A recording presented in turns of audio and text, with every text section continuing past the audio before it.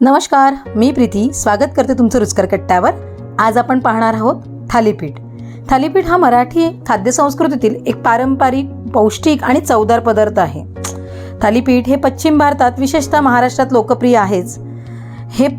हा पदार्थ बनवण्यासाठी ह्याची एक वेगळी भाजणी तयार केली जाते। त्यासाठी वेगवेगळे धान्य वापरली जातात, जसं तांदूळ आहे, गहू आहे, बाजरी आहे, ज्वारी आहे, हरभरे, मूग अशा काही धान्य वापरून ह्याचं पीठ तयार केलं जातं।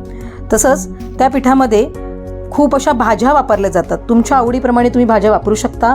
काही मसाले टाकले जातात, जसं धणे आहेत, जिरं आहे, लाल तिखट आहे, लसूण, मिरची असं सगळं ठेचून आपण टाकू शकतो त्याच्यामध्ये आणि ह्याचं पीठ मळलं जातं। त्यानंतर आपण ह्याची थालीपीठं थापून घ्यायची, छोटी छोटी थापून घ्यायची आणि त्यानंतर दोन्ही साईडला तेल लावून खमंग अशी कुसकुशीत भाजून घ्यायची। अशा पद्धतीने आपली मस्त अशी थालीपीठं तयार होतात आणि मग ही थालीपीठं तुम्ही वेगवेगळ्या प्रकारच्या चटण्यांबरोबर, त्याच्यानंतर दह्याबरोबर तुम्ही ही थालीपीठं सर्व करू शकता आणि खूप छान लागतात। तुम्ही नक्की करून बघा आणि मला कमेंट्समध्ये सांगा तुमची थालीपीठं कशी झाली होती ती।